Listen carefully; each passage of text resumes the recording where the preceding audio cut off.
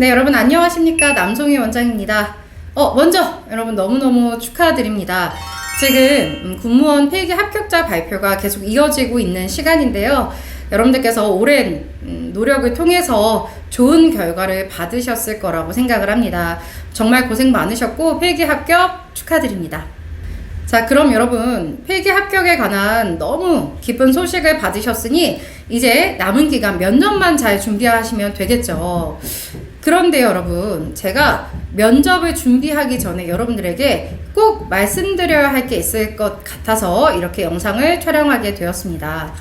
벌써부터 걱정들 많으실 거예요, 여러분. 서류 제출입니다. 서류 제출.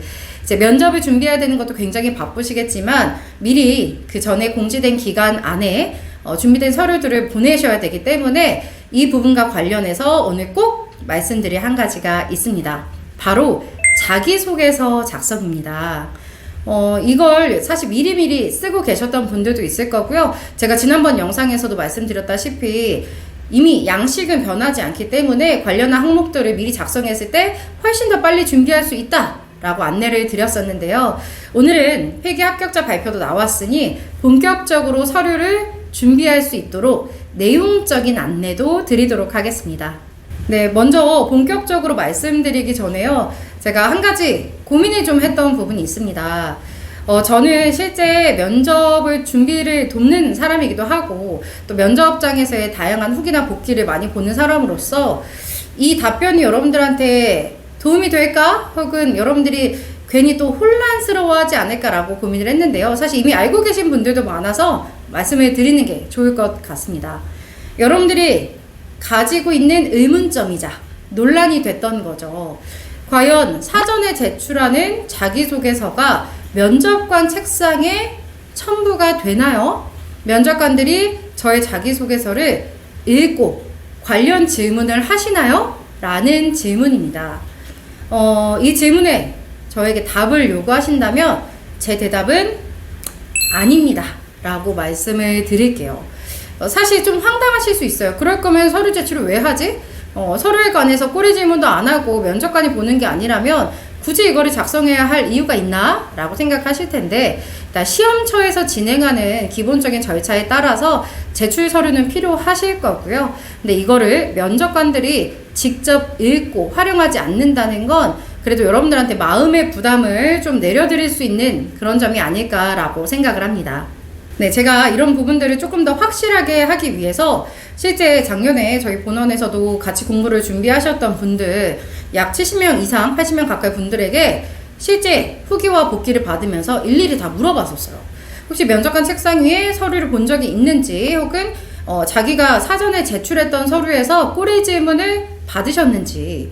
근데 그 인원 모두 저에게 후기와 복기를 남겨주신 인원 전부가 노라고 대답을 하셨고요. 아예 확실하게 저는 서류를 보지 않았다고 확신합니다. 아예 묻지도 않았습니다. 면접관 책상에는 관련 서류가 전혀 없어 보였습니다. 블라인드 면접이 맞는 것 같습니다. 라고 답을 해주시기도 했고요. 또 국방부 면접을 보신 군무원 분께서는 미리 사전에 서류를 보지 않는다고 공지를 해주셨습니다. 라는 이런 후기도 주셨어요. 그래서 이번에 여러분들이 서류를 쓰실 때에도 이걸 관해서 내가 꼬리 질문이나 나에 대한 대응을 너무 힘들어하진 않으셔도 될 것 같습니다. 그렇지만 여러분 아무리 그렇다고 해서 아마 서류를 대충 작성해서 제출하시는 분은 없을 거라고 생각이 듭니다.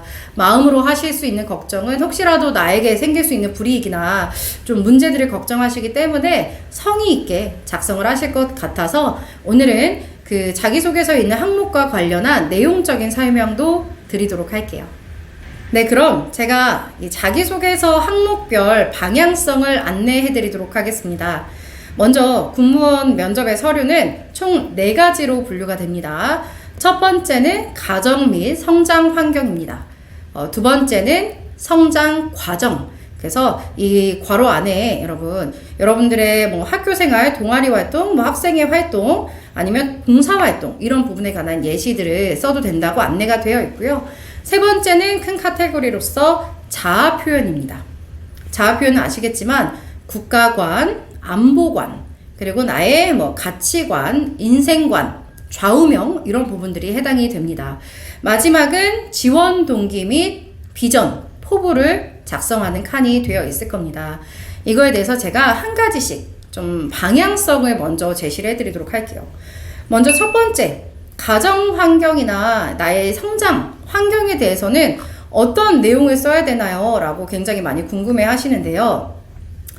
좀 제가 쉽게 이해할 수 있게 말씀을 드리자면, 여러분, 인성적인 성장, 인성적인 나의 배경, 즉 나라는 사람의 인성을 만드는데 어떤 환경들이 작용했는지를 써드리는 시간이라고 생각을 하시면 됩니다.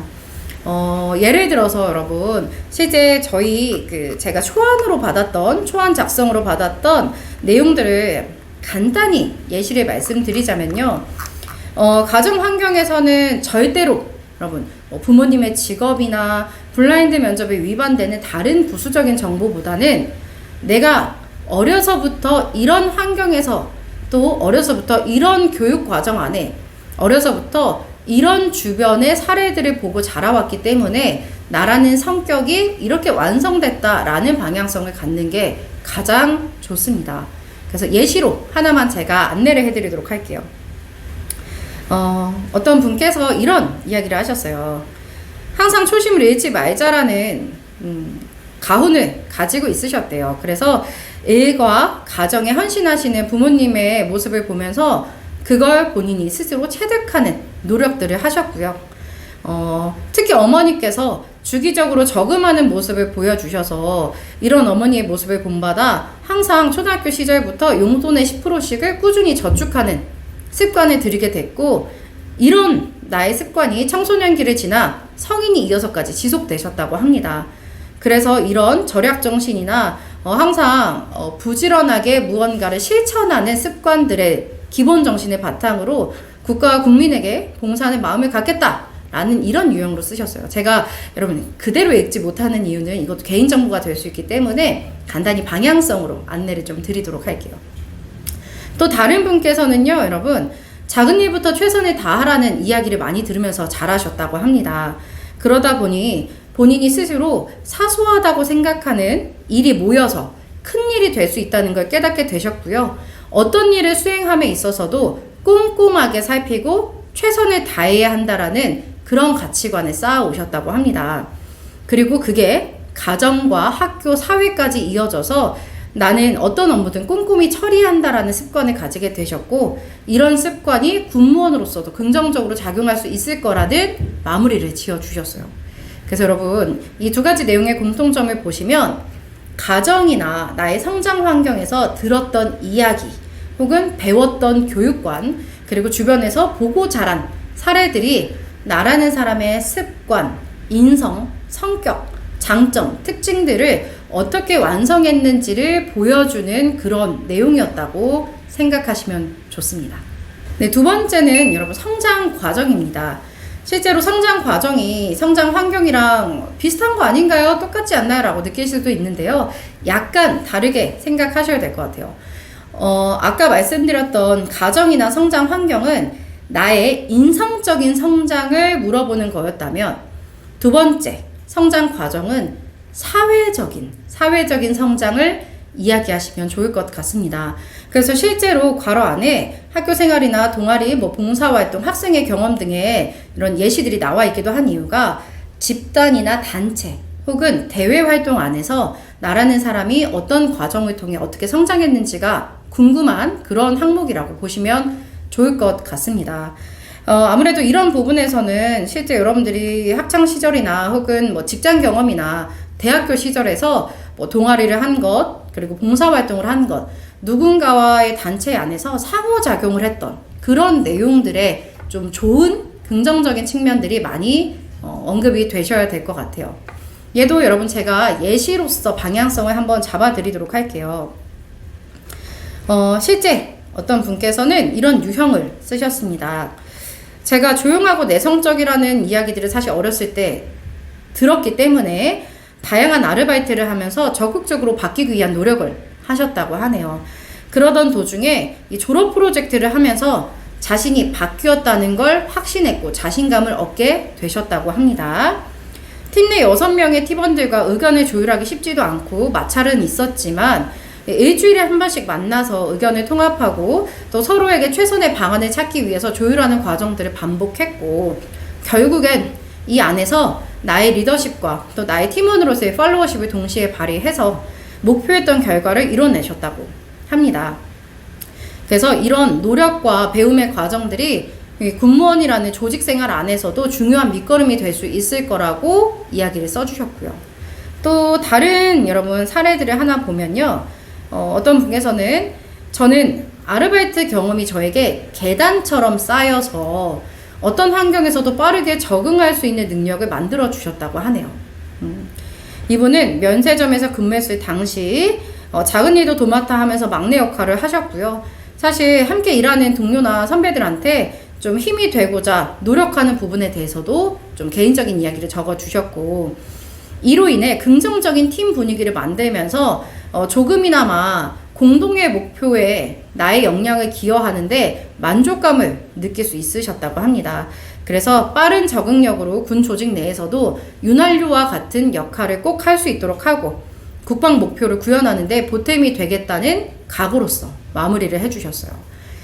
역시나 여러분 이 두 가지 성장 과정을 보면 뭐 대학 입학해서 졸업 프로젝트를 했던 거 혹은 뭐 아르바이트를 했던 거 이 이외에도 봉사활동, 뭐 동아리 회장 뭐 이런 것처럼 대외 활동에 관한 부분들을 많이 언급을 하신 다음에 그 안에서 깨달았던 것 그리고 그 깨달은 것 과정들의 노력이 나에게 지금의 어떤 사회적 성장의 밑거름이 됐는지가 잘 드러나면 정말 좋을 것 같습니다.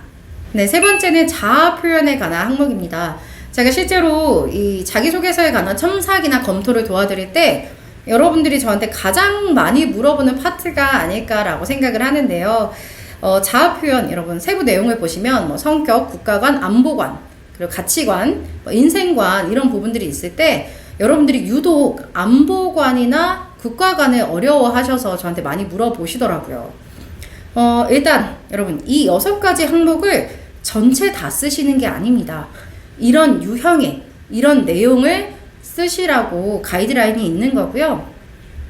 당연히 여러분들이 쓰기 좋은 것, 내가 이미 갖고 있는 것, 생각한 걸 써주시는 게 제일 좋습니다. 먼저 설명을 해드리자면 성격 같은 경우는 당연히 여러분들의 장점이 되겠죠.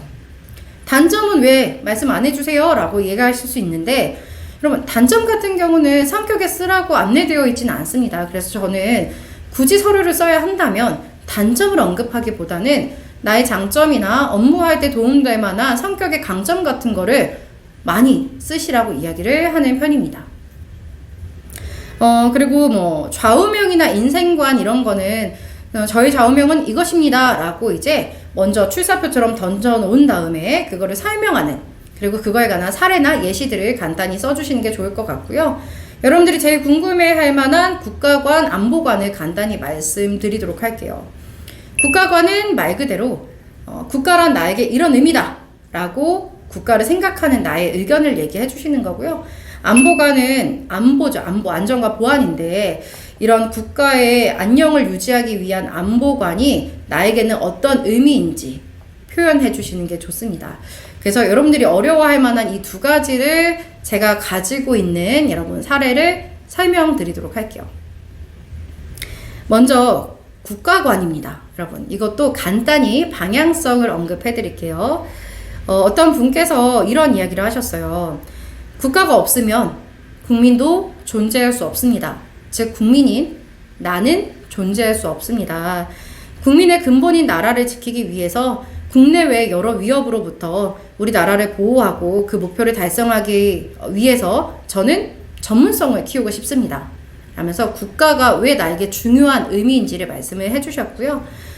또한 국가를 위해서 봉사하고 희생할 수 있는 노력들이 즉 나와 내 가족 그리고 앞으로의 미래를 위해서 할 수 있는 최선의 역할이라고 생각을 한다. 뭐 이런 얘기들도 해주셨고 그리고 여러분 국가라는 게 나에게 얼마나 안전한 울타리인지를 언급해 주시면서 방향성을 잡아 주시기도 하셨거든요. 그래서 국가관은 여러분 딱 고정되어 있는 건 아니고요. 내가 국가라는 걸 어떻게 생각하고 있는지 국가라는 단어를 들었을 때 어떤 마음이 드는지, 그리고 이런 국가를 위해서 내가 어떤 역할과 노력을 할 수 있는지, 이런 게 전부 국가관으로 기술될 수 있다고 생각하시면 되겠습니다. 다음은 여러분 안보관도 말씀을 드릴 거예요. 여러분 안보관, 이것도 방향성만 말씀을 드릴게요. 어떤 분이 이런 얘기를 하셨어요. 여러분, 안보란 가장 기본이 튼튼하고 건실할 때 그 지향하는 성과를 도출해낼 수 있다고 생각을 한다.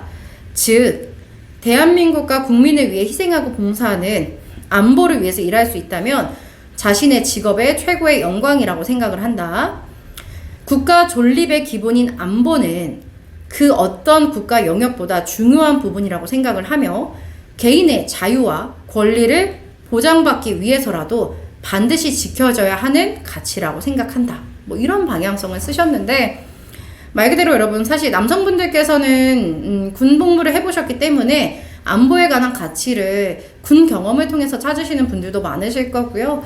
그리고 여성분들 같은 경우는 직접 군 복무를 하진 않으셨어도 내가 생각했을 때, 내가 느꼈을 때 안보가 지켜져야만 우리의 안전과 행복이 지켜질 수 있다라는 이런 유형의 말들을 많이 해주시는데요. 역시나 정답이 없는 유형인 만큼 자신의 가치관을 담백하고 솔직하게 써주시는 게 좋을 것 같습니다. 네, 마지막은 지원 동기 및 비전과 포부에 대해서 말씀드리도록 할게요. 먼저 지원 동기 여러분 어렵습니다. 사실 제가 수업을 할 때도 지원 동기와 관련해서는 예시나 샘플링을 많이 해드리진 않습니다. 왜냐면 여러분들이 쓰시다 보면 다른 사람의 지원 동기를 그대로 카피하는 경우들이 되게 많아요. 물론 각자만의 사연과 스토리도 있겠지만 뭔가 타당성 있는 지원 동기를 쓰는 게 어렵다 보니까 비슷비슷한 이야기들이 많이 하시거든요. 그래서 이 부분은 방향성은 알려드리지만 너무 세부적으로 말씀을 드리기는 어려울 것 같고요. 일단 여러분 이런 이야기들이 있습니다. 어떤 한 분께서, 이분은 사실 군무원 경채 지원한 분이시긴 한데요. 자신이 보육원에서 교육봉사를 하고 또 민간 기업의 교육행정 업무를 담당하면서 성장의 보람을 느끼셨다고 합니다.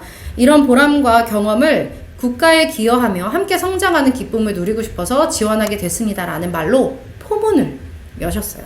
그리고 좀 더 구체적으로 민간 기업에서 이 단연간 쌓은 경험이 육군 내 장교 양성에 창의성과 전문성을 더할 수 있으리라 자부한다고 이야기를 하시면서 향후 빠르게 적응하고 교육행정 업무의 효율을 높이기 위해 빅데이터나 다양한 ICT를 습득해서 스마트 국방혁신에 기여할 수 있도록 하겠다라고 간단한 포부까지 붙여주셨습니다. 제가 중간에 좀 세부적인 이분의 개인정보는 얘기하진 않았고요. 사실 경채이기 때문에 이 교육행정 쪽에서 일하셔야 되는 분이기 때문에 이런 내용이 좀 적합하게 방향성이 맞았던 것 같습니다. 다른 분과 하나를 더 말씀을 드리자면 좀 추상적이긴 하지만 그래도 지원 동기로서 나쁘진 않습니다. 여러분, 전쟁을 직접 경험해 본 적이 없기 때문에 현재 누리고 있는 평화가 당연한 것이라고 생각을 하셨다고 합니다. 근데 대학생 시절에 국가안보론이라는 강의를 듣고 나서 이 생각이 틀리지 않았다는 걸 깨닫게 되셨고요. 여러분, 안보를 위한 직업 가운데 군무원이 있다는 사실을 우연히 알게 돼서 이에 존경심을 갖고 공부를 시작하셨다고 합니다. 자신이 군무원이 된다면 희생정신을 발휘하고요. 군인의 업무를 돕기 위해 전문성이라는 부분의 발전을 끝까지 도모하겠다고 이야기를 하시면서 국민의 봉사자, 그리고 국민에게는 마땅히 누려야 할 권리를 보장해 줄 수 있는 그런 최선을 다하는 군무원이 되겠다고 마무리를 지어주셨어요. 지원 동기, 내가 왜 군무원이라는 직업을 선택했는지, 그리고 이걸 하기 위해서 어떤 노력과 포부, 각오를 가지고 있는지를 함께 이야기해 주시면 그래도 방향성으로는 절대 틀리지 않을 거라고 생각을 합니다. 자, 마무리를 하기 전에 여러분 이런 서류들을 작성하실 때 그래도 주의할 점이 있다면 안내를 해드리는 게 맞을 것 같습니다. 먼저 여러분, 이 군무원 자소서는 양식에 맞게 작성하시는 게 가장 기본입니다. 분량을 너무 욕심내지 마시고요. 어차피 시험처에서 확인해야 하는 서류인 만큼 시험처에서 요구한 그 양식과 폰트 크기를 잘 지켜서 제출해 주시는 게 첫 번째고요. 너무 맞는 얘기긴 하겠지만 거짓으로 작성하는 거는 위험할 수 있습니다. 실제 이 내용이 여러분들의 면접에서 일일이 다 확인을 한다까지는 아니어도 신원에 관한 기본적인 확인을 하기 때문에 무리하게 거짓말로 나를 이렇게 부풀리는 이런 이력들을 쓰시는 건 위험하다고 말씀을 드리고요.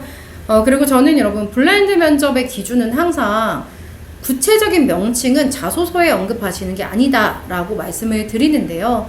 뭔가 학연, 지연, 혈연에 위반될 수 있는 부분, 사회적으로 면접의 공정성을 위반할 수 있는 이런 내용은 기술하지 않는 게 맞습니다.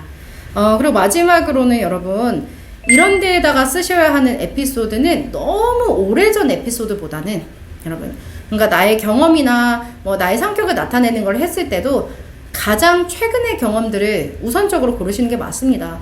물론 학창시절의 경험을 쓰실 때는 그때 시절을 쓰는 게 맞지만 똑같이 학창시절을 쓰더라도 초등학교 이런 거보다는 대학생이나 뭐 고등학교 시절까지는 괜찮겠죠. 그래서 이왕이면 최근의 에피소드들을 먼저 선정하실 수 있도록 노력하시면 좋을 것 같습니다. 네, 아마 제가 여러분 방향성을 몇 가지 공개를 했음에도 불구하고 당연히 개인적으로 쓰시는데 어려움이 많으실 거라고 생각이 됩니다. 너무 큰 부담 갖지 마시고요. 여러분 서류는 여러분들의 정말 기본을 확인하기 위한 자료일 뿐이고 더 열심히 준비하셔야 되는 실전 면접이 있기 때문에 남은 시간 면접에 올인하셔서 환산 50%의 여러분 비중을 꼭 뛰어넘는 최종 합격자가 되시기를 응원하도록 하겠습니다. 저희 학원에서도 계속 무료 특강을 진행 중이고요, 여러분. 또 면접 실제 소수정예로 면접반을 구성해서 제가 도움을 드리고 있으니 궁금하신 점이 있다면 언제든지 연락 주시기 바랍니다. 오늘도 지치지 말고 화이팅 하시기 바랍니다. 감사합니다.